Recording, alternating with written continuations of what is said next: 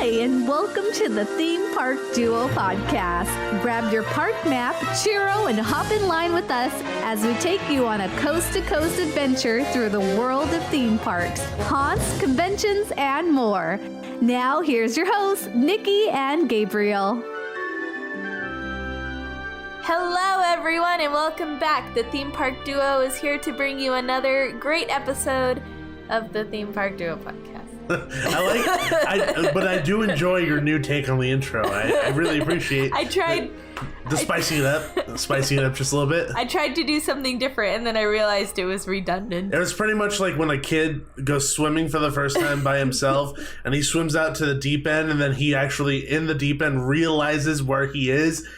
And just panics. That's me all the time. Not even just on the podcast. That's like me in life. Well, it's okay. You did a great job. And like Nikki said, we're here for another great episode. And we have a lot of things to cover today, like usual. And today, in particular, I'm really excited. Really excited. Why are you excited? Because we have our first piece of Halloween news. Oh my gosh, it's only April. No, it's only April. You're right. April. It is only April. Yeah. So don't look at me like that. Yes, it's only April and we have some Halloween news. Now let's get into our brand new segment, the first time we're doing it for this show, Haunting Headlines.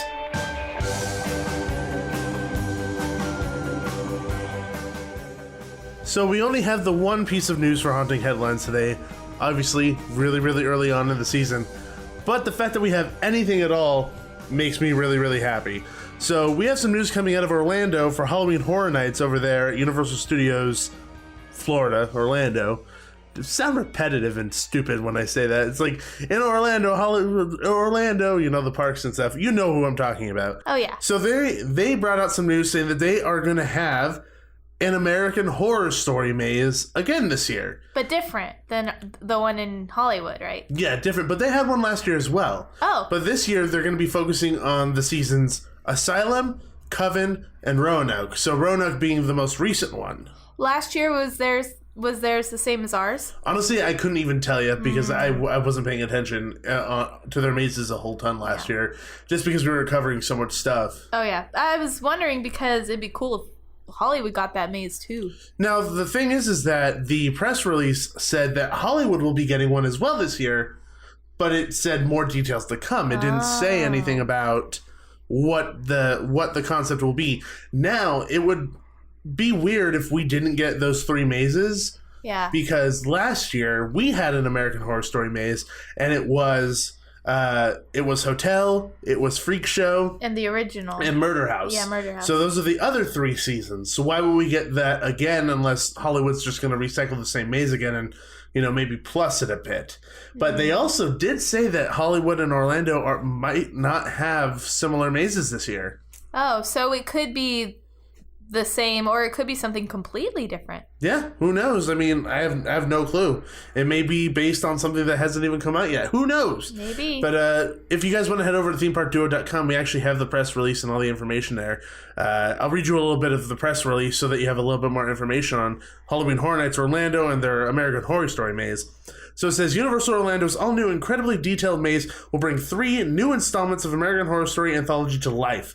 In Asylum, guests will travel through the decades of the notorious Briarcliff, evading Dr. Arden's grotesque human rasper experiments and coming face-to-face with the serial killer Bloodyface. In Coven, New Orleans aesthetics surround guests as they're drawn into the bloody rivalry between the descendants of the Salem witches, the voodoo queen of New Orleans, Marie Laveau, and the sadistic Madame Delphine Lalaurie. That section is just going to be a Stevie Nicks music video. Just a Stevie Nicks music video. Yeah. That season was terrible, but would make a very good maze. Do you not agree? No, I don't. Well, I agree. Do you not remember the season at all? I agree that it was terrible. Well, there was a lot of monsters. There were zombies. There was that guy running around with like the bull head on him. All I remember there is was red a lot hot of monsters. anger and my eyes glazed over with like red hatred every time it became a music video, which is every episode. Nikki goes into seizures whenever she hears Stevie Nicks now. I seriously, like, I can't listen to Stevie Nicks without thinking of that episode or season of Coven. Well, anyway, there is stuff in there to make a haunted house out of, and it would be good. If I hear a Stevie Nicks song, though, you will. Ugh. And finally, guests will relive the horrific story of the Millers in Roanoke, where they'll be at the mercy of Piggy Man, the Grizzly Polk family, and the ghosts of the Blood Moon. Ooh. So there's lots of details on there, and it seems like it'd be a really good fun time. Yeah. I think that they all would translate well to a maze. Yeah, totally. Yeah.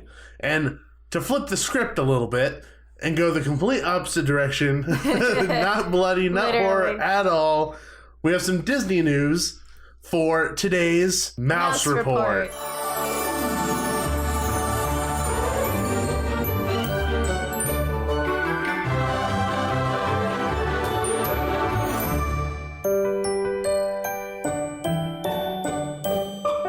Okay, so our first bit of news really isn't news, it's more of a rumor. So the rumor is that Orlando and California are getting TRON coasters. Yeah, so this is actually a really interesting bit of information. This has been traveling down the grapevine quite a bit, and it seems to be kind of connected in with the fact that they want to make a TRON sequel to what they did, TRON Legacy, which ultimately, I guess, recouped its money entirely. I think it was pretty successful. Well, I mean, money-wise, I don't know if it necessarily would be considered a success. And you guys can't see me, but I'm putting air quotes in the air when I say success. So I don't know if it could technically be considered a success, but I mean, obviously they have plans, so it did well enough for them to warrant even talking about a sequel to TRON, let alone taking what they have in Shanghai and bringing it to the United States. I mean, I think it's a pretty cool idea. I think that movie and that whole franchise kind of translates well to a ride. I mean, what I think is more of a viable option is there a possibility of it being changed theme-wise, being placed something else, maybe even being thrown into like a Marvel theme. Because if you think about it, TRON doesn't necessarily fit within the scheme of Tomorrowland, at least for us. Yeah. I would, unless Tomorrowland got like this really big overhaul with it, then it would make sense. But like, I guess it'd be kind of cool to see those TRON light bikes going over across where like the People Mover used to be, as well as the rocket rods. That's what I was about to say. I think that'd be really cool to see them up there. Yeah, so I mean, you could either take that place or even go into where Innoventions is now, you know, kind of taking that place, which that track does go through there, so I mean, it would work. But I feel like they're going to probably change the theming a little bit for it. For Walt Disney World, I heard the rumor that they're going to be taking out their Autopia, essentially, and a few other things to build it. I don't know if it would make sense for them to do it TRON or not over there, but I mean, the ride system is probably going to come stateside. Yeah. Hey, I'm excited. I'm ready. Yeah. But just don't knock down any ride that I really love to put it in. So what if it theoretically, if it was coming in and they had to knock down a ride in Tomorrowland, what would you be okay with them knocking down? Innoventions is a clear, obvious, you're okay with that. Put it in California Adventure. You would put TRON in California Adventure. Just because I don't want to knock down anything in Disneyland. See, now would you make it TRON, or because they're doing Guardians of the Galaxy over there now and that whole area is going to be a Marvel-themed area, would you make it a Marvel-themed attraction at that point? I'd make like it maybe Marvel, an Iron Man or Captain America or something cool like that. Or maybe even making it like a really intense launch coaster, make it a Hulk ride. Maybe. It could be like Thor, like, you know how he travels on that he travels to Asgard. Yeah. See, that's a cool idea. Yeah. You're welcome, Disney. So on to our next thing, Nikki. What's the next thing on our mouse report? The next thing on the report is, this is not a rumor anymore, this is fact. Walt Disney World is getting gondolas, so it's kind of a throwback. Yeah, a little bit. It kind of reminds me of the sky cabins that Disneyland used to have that went through like the Matterhorn and everything. Yeah. And I know that you and I had a conversation about this, I think last week or something. And I said, I don't understand how these are going to work because of constant rainstorms, lightning strikes, and things like that. Just inclement weather that happens in Orlando. Well, they'll probably be enclosed. They probably won't be open air, so they'll probably be glass all around, kind of like I don't know, like a gondola type thing they would have in the mountains, like snowy, you know, like that type. And I think they'll work just as well as the monorail works in Walt Disney World, and we all know how well that works. Well, we had a very bad experience with it breaking down a lot. Yeah. But, yeah, I don't quite know. I know that the system is going to hold like 20 plus, so it could be 30, could be 30, 40 people all at one time, which would be the only way for it to be, you know, doable. Yeah. You know, with the amount of people that are coming through Walt Disney World. I mean, if you spread them out through boat, through monorail, through bus, through gondola, you know, I think it would lighten the load on all of those, which is great. But I still have an issue with the weather. Just because it's glass or plastic doesn't mean that it'll stop it from lightning strikes. Well, they won't run it during lightning. Which I feel like that would happen more often there. I don't know. This is just a concern. Clearly they don't have an issue because they filed permits to build this stuff, and they're going to be building the structure for it very, very soon. Yeah. But I don't know. That's just the first thought that came to my mind just after visiting Walt Disney World and seeing how much lightning there actually was. Well, they must have figured out that it's worth it. Like, say there's 365 days a year. You get, say, 65 days of, you know, lightning. There's still 300 days a year where it could theoretically run perfect. So they must have weighed the odds and decided it was worth it. They're probably also going to really be attentive to the weather forecast and the people that they have on staff to make sure that this weather is coming so that they're able to shut it down in time. Yeah. Because the length of track that there's going to be for the gondolas. Oh, there might be people like stuck in the middle. Yeah.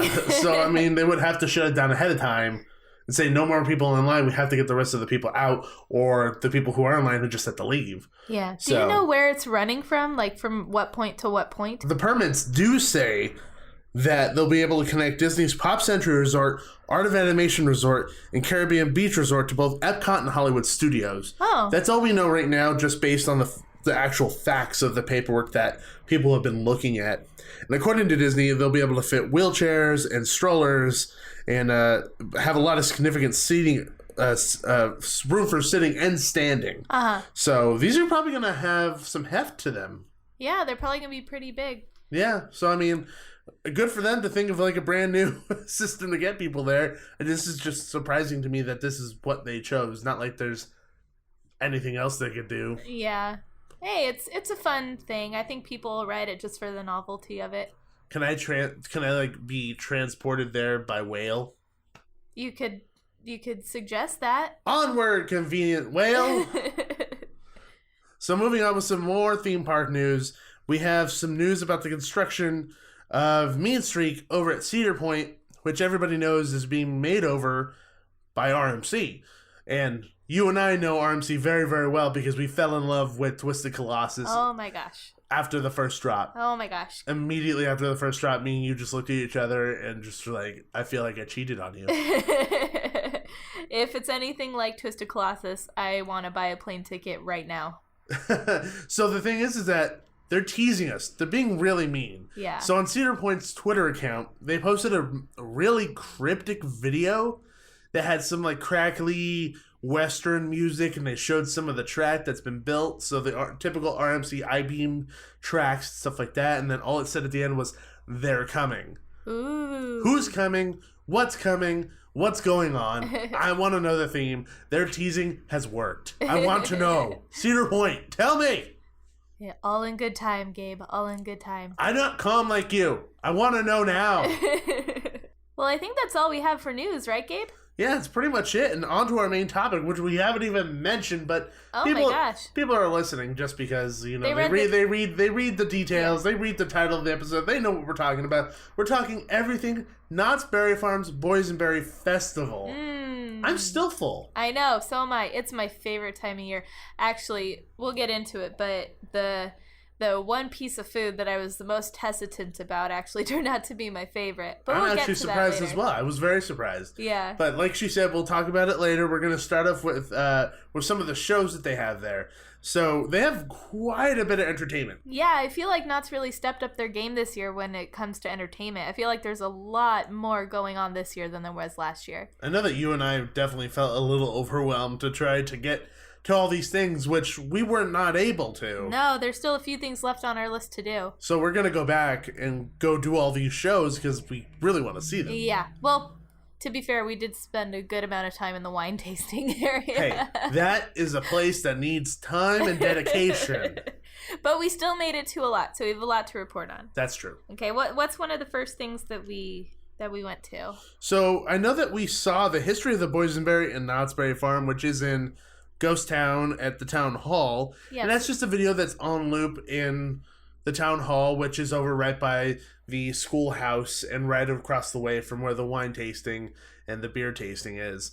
And essentially it's just a video on loop talking about the history of the Boysenberry, where it came from, how Walter Knott and his wife started everything in their life leading up into the point to where they really became famous for the Boysenberry. Yeah, it was really interesting, and it was a nice little break in the day. You know, you just sit down, watch this little video, and get some information you might not have known. And you run into a lot of people in here that clearly are really interested in the history. We ran into Hendel, fan of the show, friend of the show, and he had his Catawampers vest on, and he was really interested in the video, like we were.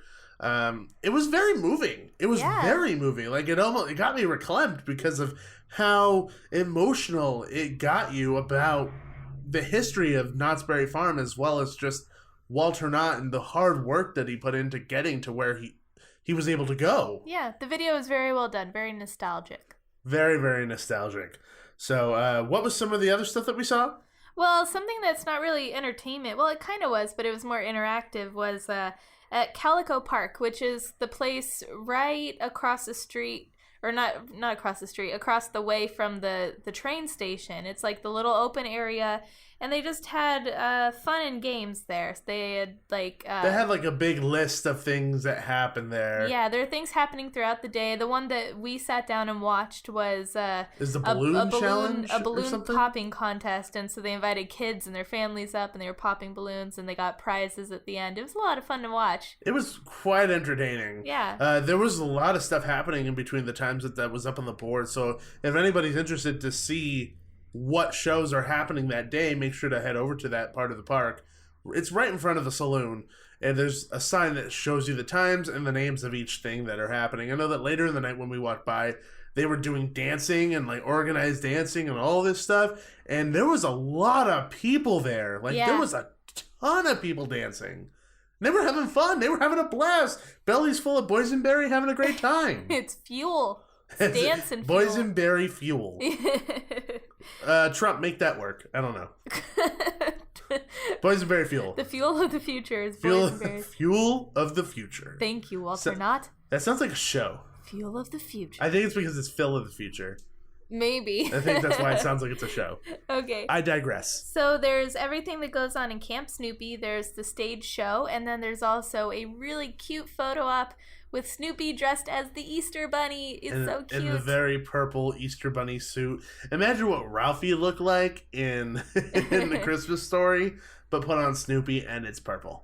And that's exactly what it looks like. So cute. We actually got in line, but he went on a break, and so we didn't get a picture with him. But we got a picture last year. Yeah, Snoopy had his eyes on a smoke break rather than taking pictures with us. Made me a little sad. But at least I had a beer in my hand, so I was not too sad. But yeah, and then moving on from there, they had the old-time melodrama, which took place in the Birdcage Theater. That was one of the things that we really wanted to go see, and it wasn't in the cards. It was not in the cards. We're going back for that one. Yes, and then they also had Snoopy's Boysenberry Jamboree, which took place at the Calico Mine stage, which we watched. Yeah, that was a lot of fun. What were your thoughts on this? Because it wasn't your typical show. It was actually very different. The production value was through the roof. It seemed like it was very well done. It was well done, but for it being Snoopy's Jamboree, Snoopy wasn't in it very much. Yeah, there was. The thing is that the show was kind of set up like there was little pieces with the Peanuts gang, And Snoopy was there, and he did his thing. And then they would go away, and there'd be these huge musical numbers with dancing and singing. But that wasn't connected to the story. Like, the songs were loosely connected to what was going on with the Peanuts gang. Barely connected. Barely connected. And, I mean, the songs were great. The quality was great. The singing was great. The dancing was great. The choreography was great. The issue is that cohesiveness of that story, and then people usually when you have like dancing and singing in a show, those characters who are dancing and singing are part of the story. Yeah. But they weren't. They would just come out and do their bit. So it was just a little confusing. And then I mean they were doing a lot of like 30s and 40s songs and a variety of things, but that didn't bother me as much as like the story. Yeah. No, I agree, but it was still fun to watch. Oh my God, it was a blast. And Snoopy's beyond cute and fun to look at. He comes out with like the boysenberry all over his face, and he comes out dressed up. He's stealing the eggs from Lucy. You know, all the typical Charlie Brown, Snoopy shenanigans that you can think of. It's in the show. Yeah. I mean, I found myself smiling and tapping my foot the entire time. Yeah. My advice is grab something to eat and get there early so you can sit on a haystack. Yes. Mm-hmm. Unless you're allergic to hay like I am. So don't do that. Then steer clear. Yeah, that was a really bad trip to the hayride when I learned about that.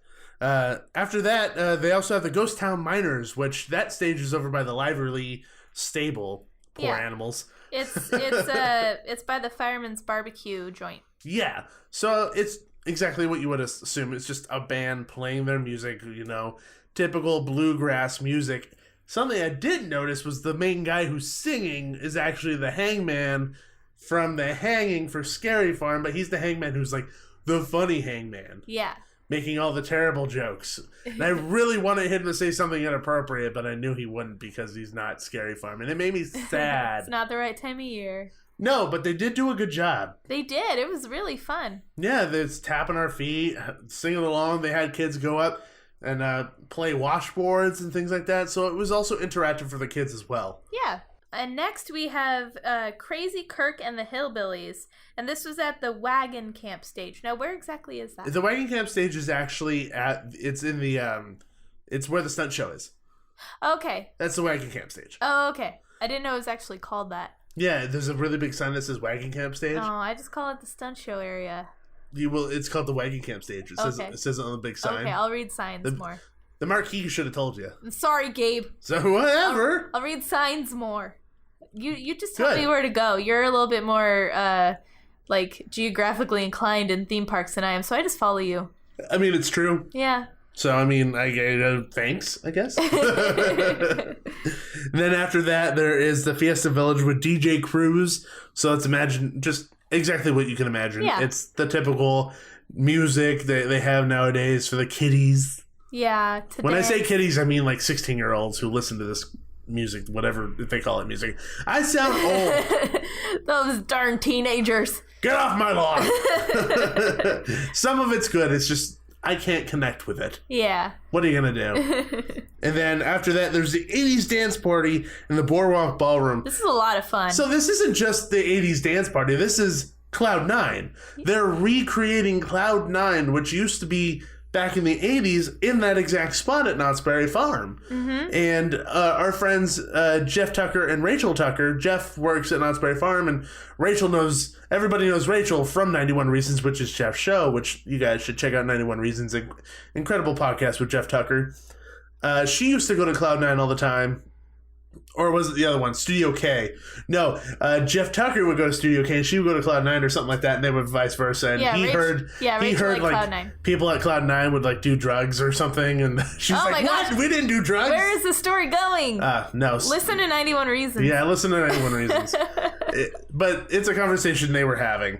But she was in there. She was dancing the night away. You walk in, there's these light up clouds on the ceiling. They have smoke shooting off. There were retro games in the corner. Retro games, pumping music. And there was a lot of kids dancing. There was a lot of kids ranging from ages 7 to 21 dancing to this music. And it wasn't all 80s music.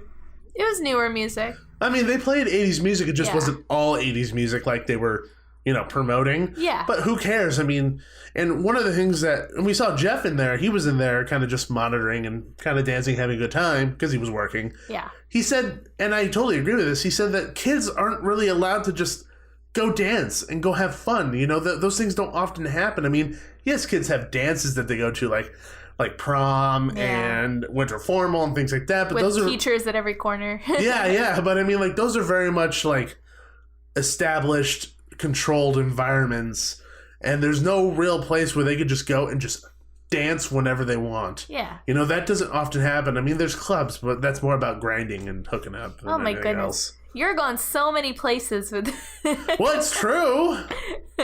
No, I get you. This is like a fun, safe place to just have a good time. Just let loose. Yeah. Have a good time. And that's what was going on. And it made me really happy to see a lot of people in that environment having a good time.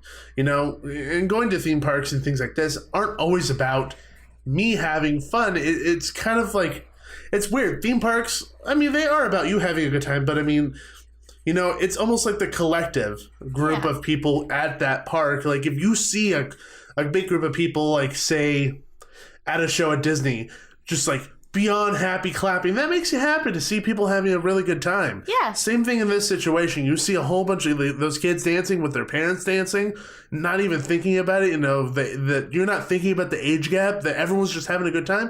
It makes you smile. Yeah, I agree. So, the 80s dance party was really, really cool. They have a speaker outside, so they're playing whatever they're playing inside, you can hear it from outside, and it's just drawing people in. Oh, yeah. So that was really fun. And that kind of wraps it up for what kind of entertainment they have at Knott's Berry Farm and for the Boysenberry Festival. And it's, like we said, it's overwhelming how much stuff there is. Oh, yeah. But we still haven't even gotten to the food yet. And this is Nikki's favorite part. Yeah. Just the food. Yeah. Food alone.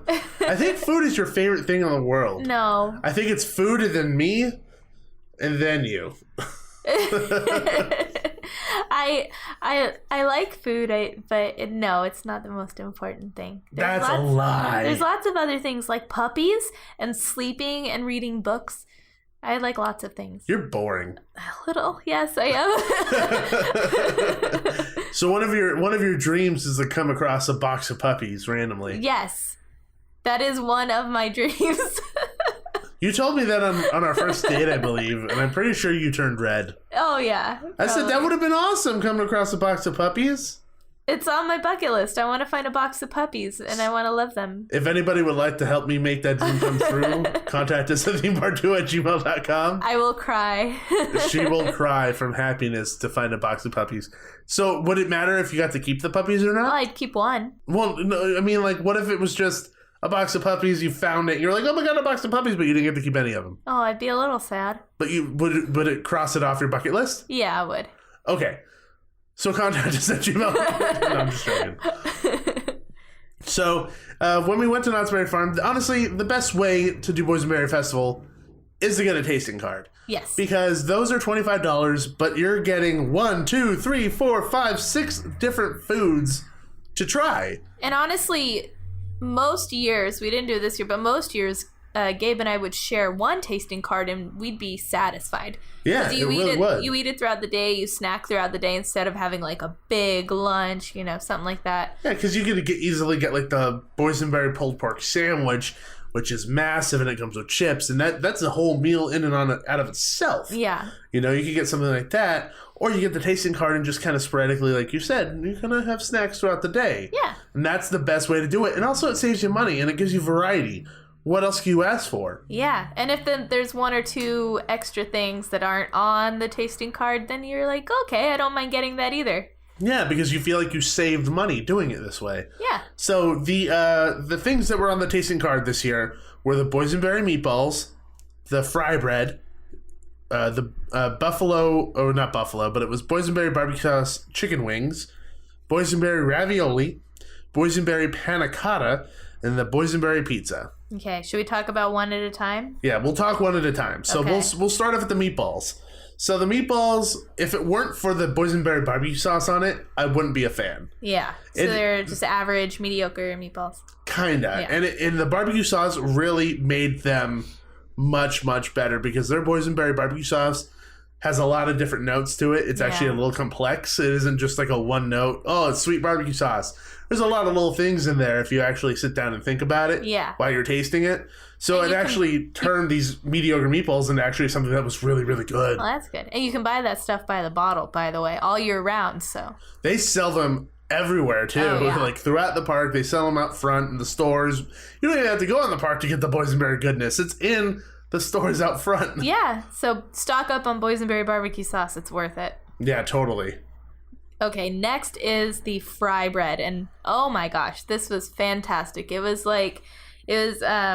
fry bread, which is like, Gabe, can you explain that a little bit? So fry bread is actually a typical Native American food. I'm Native American, and at UCLA, where I went to school, in the American Indian Student Association, we would make fry bread all the time, and it would be at the powwows.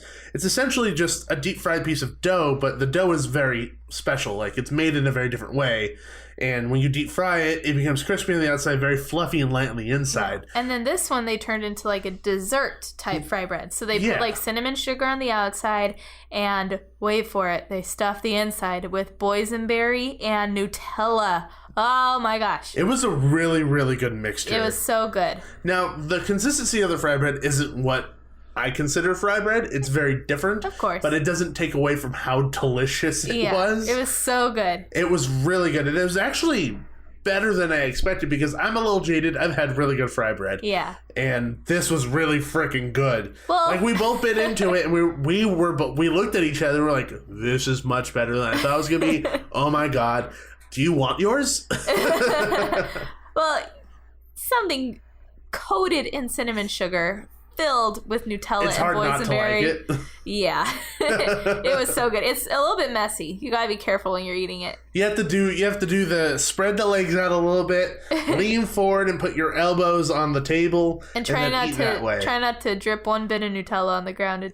I mean, if you're well, yeah, but also if you're coming to Knott's Berry Farm for the Boysenberry Festival wearing anything like wearing a white shirt or anything other than a dark colored shirt, you're asking for trouble. Very true. So, moving on to the next piece of food was the chicken wings with the barbecue sauce on it again. Mm-hmm. So this is the same barbecue sauce that was on the meatballs. So they have their chicken wings. The chicken wings alone, they were okay. Yeah. But adding the barbecue sauce, once again, really takes it up to that next level. Yeah.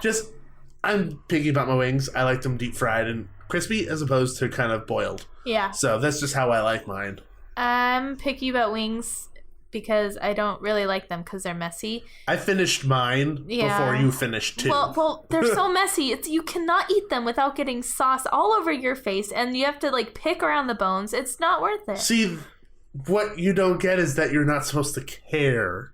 I care. You're not supposed to care. You're just and just eat them all. Okay, literally the only times I've eaten wings in the past 3 or 4 years is at the Boysenberry Festival. Really? Really.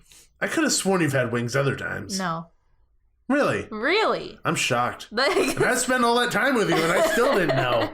It's the only time for me it's worth it because they're in the Boysenberry barbecue sauce. It's not like I'm keeping track of your Boysenberry wing quota. I don't like stressful food, Gabe. What qualifies it as stressful food? It's messy and you have to you can't just eat it. You have to eat around bone. Why would you want to do that? Because it tastes real good. No, it's not that good. You have problems. Okay. No, but the wings were good in the boysenberry sauce, and for people who like wings, not crazy people like me, it was good. True.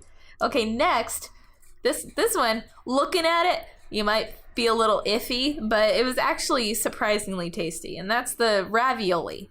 Yeah, so it wasn't visually appealing. They're bright purple. At all, and it was sitting on this congealed white sauce. And then random red tomatoes, which I figured they just were it needs color other than purple. But despite all that, if you dig your fork in and take a bite, it's pretty good.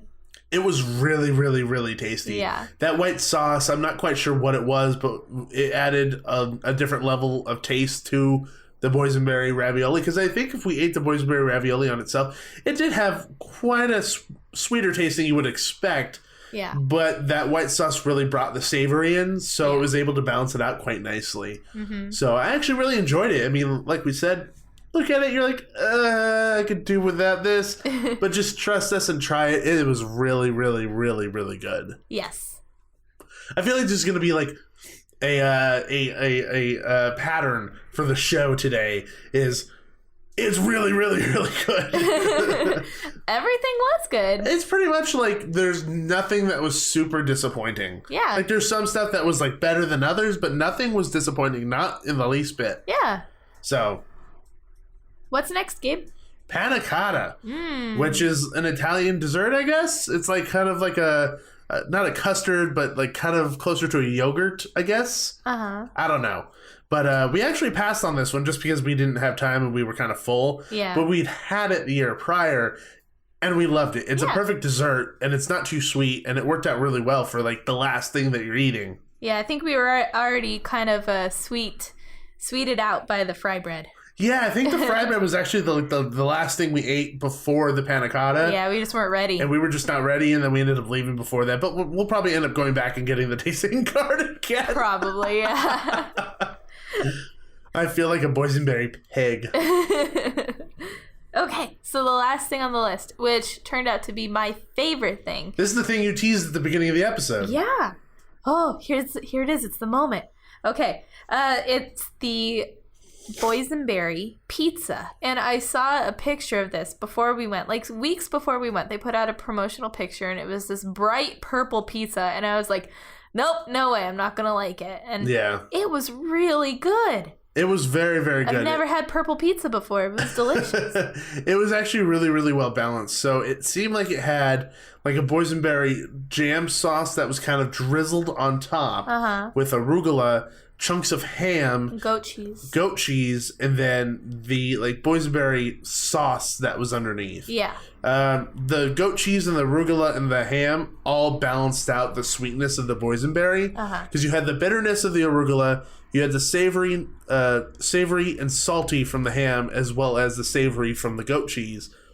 All worked, and the bread ultimately, like the dough, really makes or breaks the pizza too. Yeah. The dough on this was really, really good. It was good. It wasn't too heavy. It wasn't too thin. It was really light. Yeah. It was airy, which was nice. Yeah. So that ended up being one of our favorite things we ate all day. Yeah. Nikki's favorite thing all day wasn't any of these things, though, is my point here.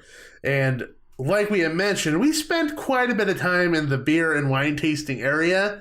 So if you go over there, which like I had said, it's by the schoolhouse and by town hall, you could go in and get a tasting card instead of just buying like a glass. I guess you actually have to get a tasting card, right? I think you have to get a tasting card for the wine, but you can buy the beer by the glass because there's a beer cart outside.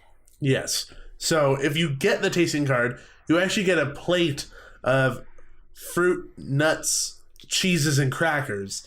Now, this is Nikki's favorite thing in the world because it's small little itty-bitty pieces of food that you can just pick up and nibble at. I literally said, as soon as we got the plate and we sat down, I was like, I could live off of this forever. You're like a mouse. Just fruit and cheese and crackers. You're like a mouse. Little bite-sized things. I don't... See, that is not stressful food.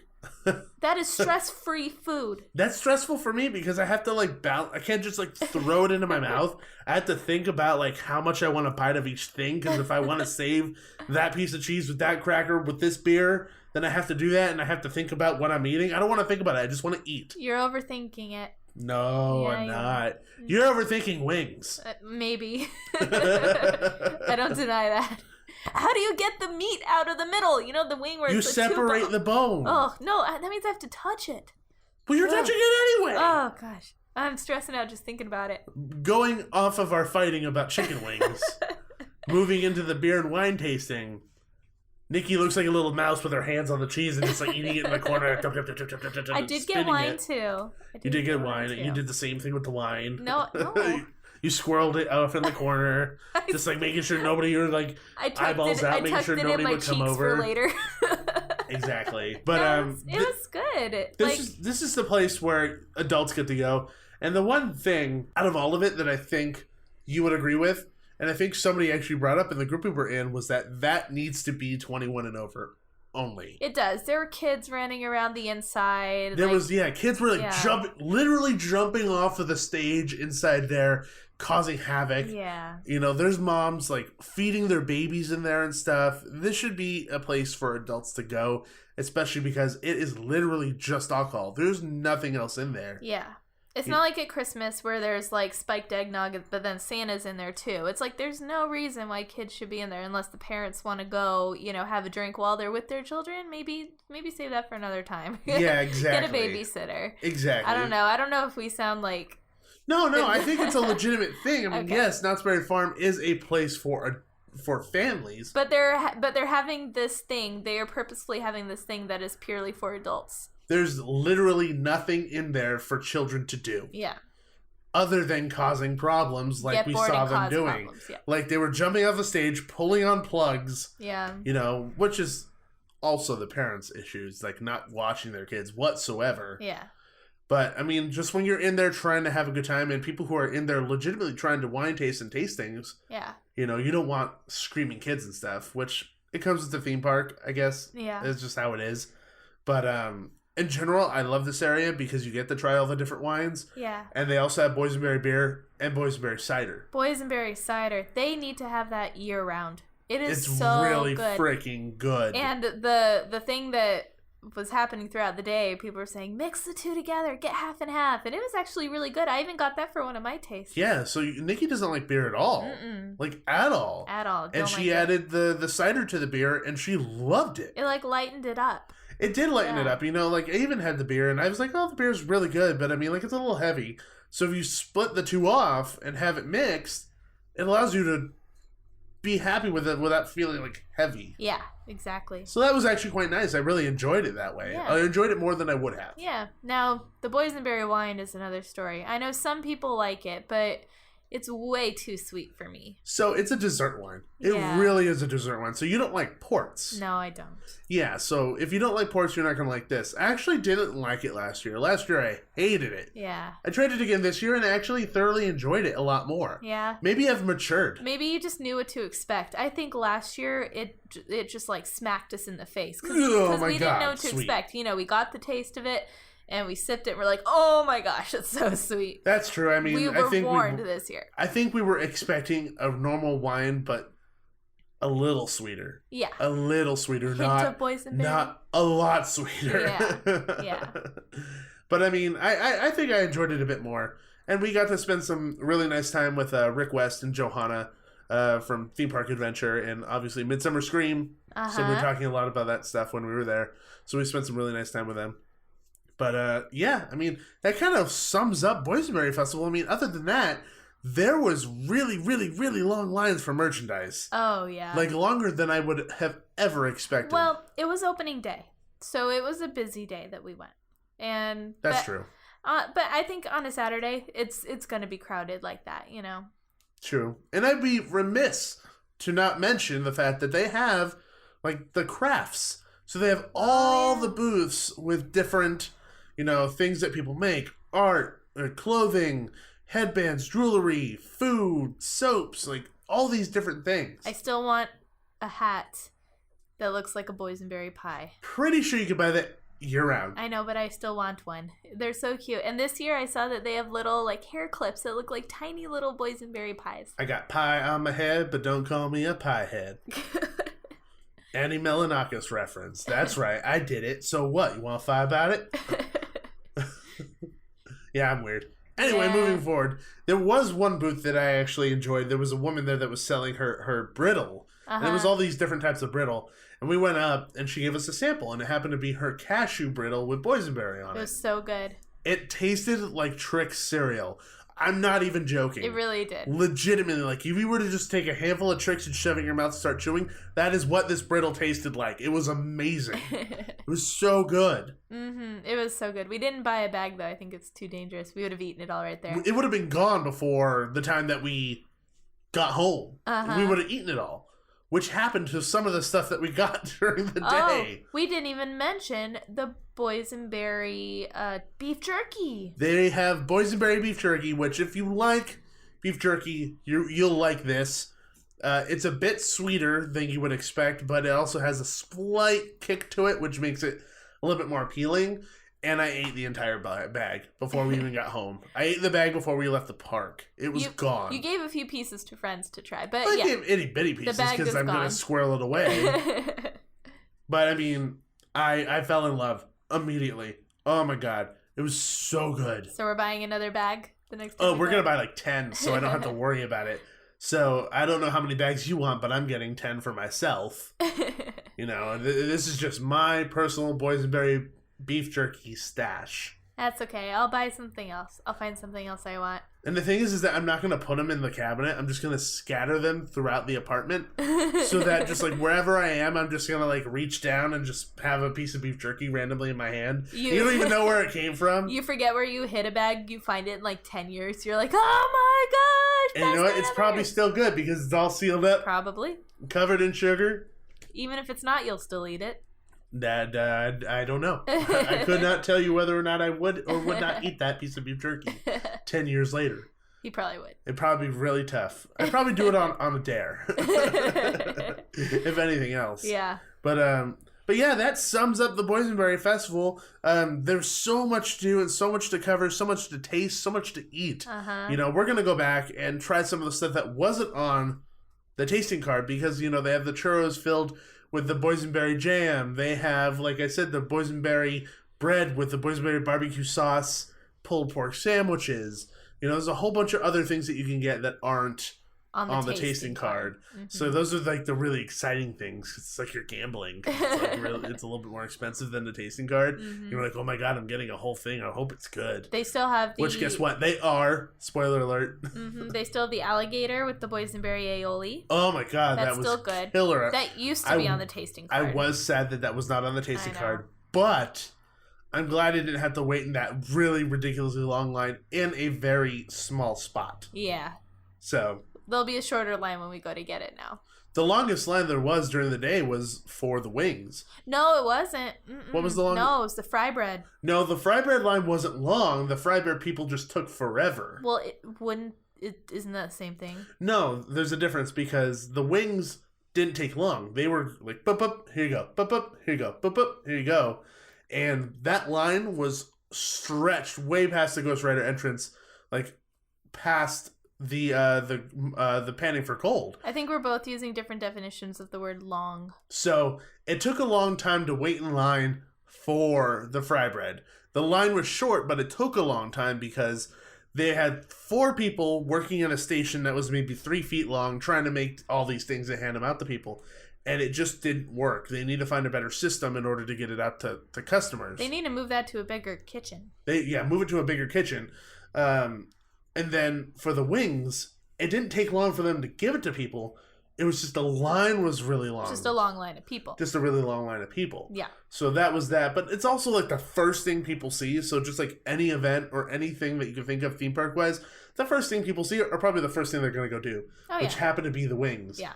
And it's funny, like, a lot of people didn't know about the tasting cards at all. Yeah. So, like, I'd be walking around the park and walking by some of the booths where they're selling the food. Not selling the food, but, I mean, handing out the food. And people are like, oh, it's free food. And it's like, it's not free food. You have to purchase the tasting card. This is a theme park. Why would you think anything is free? I think there just needs to be a little bit more signage for some of the stuff. I mean, yeah, they were handing out, like, the special maps and stuff that showed where things were. And it said, like, hey, tasting cards, but people are dumb. People don't look. You need to have it the size of a freaking football field for people to be like, oh, I have to buy that? Okay. Yeah. You know, I mean, that just happens. And the same thing with, like, people being able to find some of the booths. You know, obviously, like, the meatballs and the chicken wings, because they were specific booths that they built for the Boysenberry Festival, were much easier to find than, like, the fry bread. And the pizza. The pizza was over in the Wagon Wheel Pizza, which is right across the way from Ghost Rider. The Ghost Rider exit. It's way in the corner. Yeah, and then the panna cotta's in the little bakery that's also which is right there. And then the fry bread was over by where you get churros right across the way from the saloon. Yeah. But those signs that they have, which are little boysenberry hanging signs and little numbers, I just don't feel are big enough. Yeah, I think they could have been bigger to get people's attention. Yeah, I agree. Know.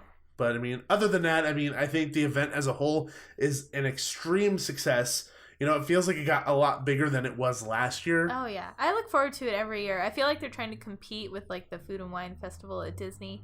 And honestly, I like Boysenberry Festival more. Oh, sacrilege. Gasp! Gasp. It's a little less stressful, a little less expensive. I like it. I mean, the variety isn't necessarily there, I guess, because everything is Boysenberry, but that comes with the territory. Yeah. So you know what you're getting when you walk in, with it being called Boysenberry Festival. Yeah. But you know what? Ultimately, I have to agree with you. Mm-hmm. I don't. It's going on at the same time as the Food and Wine is at California Adventure, and I would choose this over that. Yeah. One, because the crowds are technically a little bit less as bad. Yeah. Not as bad, but also just the amount that you're getting for the price that you're paying is much better. So if you were to compare the $25 that you're paying for the tasting card and how much food you're getting, which is a slice of pizza, 2 raviolis, 4 meatballs, I'd say about 6 wings, A big fry bread. and a panna cotta for $25, as opposed to maybe 2 things that you could get at Disney for $25. Well, because each thing at Disney is like $8-9. Yeah, and the they're sizes expensive. are not that big. If anything, I just get something to drink. Yeah. You know what I found out? What? The annual pass Food and Wine Festival. The tasting? Yeah, that's not for alcoholic beverages. Really? Really. Lame. I know. I instantly didn't want it anymore. Was there another one that you can get, or you just have to No. buy the drink separate? You just have to buy the alcoholic drink separate. How much is that? Do you know? I don't remember. $40 or something? 45? That's still saving you some money. I might have... That might be misinformation. I don't know if that's the right price. Okay. I just said that off the top of my head. From what I heard, I know that for whatever price it is, people have said that it saves you some money. Yeah, if you don't want alcoholic beverages. Yeah, but then you have to buy all that stuff. Yeah. Which adults are going to want that, especially having to sit through It's a Small World 6 times. It would save you money just on food alone, I think, because, like I said, each piece of food is like $8, $9, $10. So Yeah.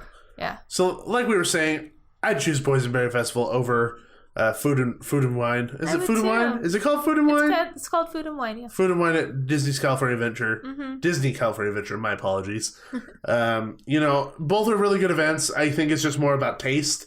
For you and I, we prefer a little bit of the laid back, not having to worry about it, and getting more for the price that we're paying at Knott's Berry Farm. Yeah.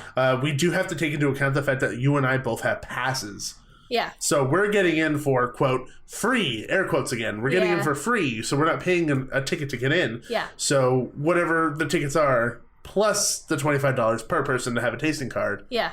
I guess it can get pricey, but I think that people coming to a theme park already know what they're getting themselves into when it comes to money. Yeah. So I guess that's not truly an issue. Mm-hmm. But if you think you're going to buy lunch there anyway at the park, you know, so you might as well buy the tasting card. Yeah, you might as well get the tasting card and spread it around to all the kids, because guess what? All the kids are going to want something different anyway. You can let them choose off of the tasting card, and then they each have their meal from that. I mean, kids don't eat that much anyway. Yeah. And they'll probably end up being happy, and then you save money instead of paying $15 to $16 for one meal, and the kid's not going to finish it all. Yep. You can bring snacks, and parents always do. Yeah. So, like we said, we think that Boysenberry Festival is an incredible event. We have to say thanks to Knott's Berry Farm for bringing us over for Media Day, to really giving us such an incredible day. It's so much fun to be had there. So thank you so much to them. And we really highly suggest that you check out Knott's Berry Farm's Boysenberry Festival when you can. It is running from April 1st all the way to April 23rd, correct? Yes, correct. Mm-hmm. So lots of time still to go. Exactly. And honestly, go multiple times. You don't have to do anything you don't have to do everything like one shot. Don't stress yourself out. You know, go there, have a nice day, have a couple of things, or get the tasting card and then come back another day, do the wine and beer tasting. Yeah, go on a few rides, maybe before a lot of the food tasting. Exactly. I mean, like, we went on the Tamer rides, we went on Log Ride and Mine Ride and kind of just chilled out after we really spread everything out. And that's kind of what it's about, to just relax, have a nice day at the park. And it's not about sweating and running ride to ride. It's about relaxing, having a good time. And I think that's what Boysenberry does really, really well. Yeah. Is it conveys that attitude as opposed to running from ride to ride. Yeah. So, I mean, if we were to give Boysenberry Festival a rating out of 10. 10 being top notch, best thing ever. Oh my God, I can't believe it. And then 1 being fart in your general direction. Whoa. Monty Python reference. What would you give it? I'd probably give it a solid 7. I think there's room for improvement. Of course, there always is. There's a few things specifically I had little gripes with, but overall, this is a good event. So 7, I'd say. I'd probably end up giving it an 8. I was really impressed with what the changes they made. I was really impressed with the changes they made from last year, as well as the upgrade in some of the things that they've done, as well as the improvement in entertainment. And then also just the type of food that they're offering. It's really ranging now, because last year and the year before, it didn't really stray too far away. And we like those boysenberry ketchup and a hot dog. Yeah, they had the barbecue sauce and things like that. It was mostly like the toppings that were boysenberry, Yeah, but like the pizza this year, oh my gosh! I felt like they kind of really stretched the limits of boysenberry and did a really good job. So I'd give them an 8 out of 10 if I were to give them a score. Yeah. And we had a blast. Go check it out, Knotts.com. Buy your tickets and make sure you go have a blast at the Boysenberry Festival this year. You won't regret it. Not at all. Your tummies will be happy with your decision. Yeah. So, that ends our episode today. Yeah! It was a really fun episode. I'm just hungry now. A little bit, yeah. But, Knott's needed some love. We haven't given Knott's its own episode yet, so I'm really happy. No, because you and I are really big Knott's Berry Farm fans. We love Knott's Berry Farm a lot. We do. We have our special place for Knott's in our hearts. Yeah. We love all theme parks. We love Six Flags. We love SeaWorld. We love Disneyland, Walt Disney World, Universal Studios, and Knott's Berry Farm. There's always a place for all of them, but there's just something about the charm of Knott's Berry Farm that, a lot of places don't necessarily have. Yeah. And it's the same charm that Disney has, but it's just a little different. A little less crowded. I think it's the fact that it's a little less crowded, but also the fact that I feel like Knott's may just be a little rougher around the edges. Yeah. if that's the correct terminology. Like an unpolished gemstone, whereas Disneyland is like fully polished. Yeah. I guess that would be the way of putting it. But I mean, I love everything about Knott's Berry Farm, and it's so much fun to go. Yeah. So but moving on, guess what? What? Guess what? Guess? I'm telling you to guess. I said, guess what? Aliens just landed outside our apartment. Yes, but more. Oh my gosh. Why are we talking about anything else if there's aliens outside? Because they're just being stupid. Okay. What? It's just their spaceship broke down outside, and they keep kicking people in the gonads to say thank you. Oh my gosh. They don't know our culture very well. They don't know our culture very well. Or do they? Did they watch like Ridiculousness and they're like, that's how you greet people here? No, we actually have another 5-star written review. Awesome. This actually showed up right after we recorded our last episode, so we weren't actually able to include it within last episode. So it says, most excellent podcast by Magic Bud. So thank you so much for leaving that 5-star written review. I'm pretty sure I know who that is. I wonder. And I do have to say that I love him as well. And he's awesome. And he's a very good magician. Yes. And make sure to keep an eye out for him at places like Downtown Disney. Oh, yes. Anyway, also one little piece of news that I wanted to share before finishing everything up. I was lucky enough to go into another show, Nikki. You were, and I listened to it. It was a lot of fun. You listened to the show in your car, but then you could also hear me from the other side of our wall. I try not to listen. Because you want to be surprised. Yeah, I want to listen to the show fresh. So I was on Nightmare on Fear Street podcast, where they read R.L. Stine books that happen to be choose your own adventure. That's so fun. It's really, really fun. It's a really, really good concept. And, when I first listened to it, I was like, oh, people choosing my decisions for me. I don't know how much I'm into that. But I found myself yelling at the radio, like, no, choose the other one. What are you doing? I did that when you were reading. I know, but I made really good decisions sometimes. Up until a certain point. I thought I was making great decisions, and then it just took a left turn. To really bad stuff. Well, listen to the episode, people, and find out what decisions he made. So for this episode, we actually did an Indiana Jones book That's Choose Your Own Adventure, because they know that very much I am a huge Indiana Jones fan. And so it's actually written by R.L. Stine, which, funny enough, who knew? I think he started writing those before his Goosebumps books, but I feel like he probably should have done a little bit more research, because some of the things that Andy did and said didn't really make too much sense. Yeah, there's some funny lines in there. Yeah, I'd say so. But make sure to head over to iTunes, search Nightmare on Fear Street, and listen to the Indiana Jones episode, the one that I'm on, and also give them a 5-star written review as well. They rock. They're fun. Really good concept. It's really, really fun. Just make sure to go listen to it. Yeah. Now, if you want to connect with the show, we have a lot of different ways that you can connect with us. So you can actually email us at themeparkduo@gmail.com. And you can find us everywhere on Facebook, Twitter, Instagram at Theme Park Duo. Exactly. And we're also on Periscope. We love periscoping from the parks. Oh, we do, yeah. And we end up being a little silly on there sometimes, just pointing it at random stuff or asking people, what should we do, and giving them options. It's like our own Choose Your Own Adventure for people who live vicariously through us. Yeah. I think we should ask people, like, should we go on a ride or go eat the gray stuff at Disneyland one time? And we like, did. Eat the gray stuff. It's like, okay, I'll eat something for you, and you could watch me, I guess? Yeah, so we ate the gray stuff in the rain because people told us to. That was bad decision. It was but I mean, it was delicious, good. The gray stuff was good. It was very, very good. Yeah. Well, Gabe, where can they find you? They can find me at Laker793 on Twitter. And you can find me at Nikki M_313, and that's NIKKI, 2 Ks. Thank you for the clarification. Well, people spell it NICKY and NIKI and weird. NICCI? No, I've never seen that one. I don't know. But I love it when people ask me, like, the baristas at Starbucks, like, is that KK or CK? And I'm like, oh, thank you for asking. It's KK. Or like, no, I judge people by it. Or if they just automatically put NIKK, I was like, you're a good person. I judge people when they write Gabriel, GAYBRIEL. That's weird. It's like, why would you do that? Are you in 3rd grade? Because that's 3rd grade sense of humor if you're really trying to do that. Anyway, moving forward. Thank you for listening to the show, everybody. Make sure to leave us a 5-star review on iTunes. It always really helps us out and makes it easier for people to find the show and enjoy it like you guys are right now. Yeah. So, as always, guys, remember, there's always a great, big, beautiful tomorrow. See ya! Thanks for riding with the Theme Park Duo. Make sure to gather all your belongings before the end of the podcast. Bye-bye.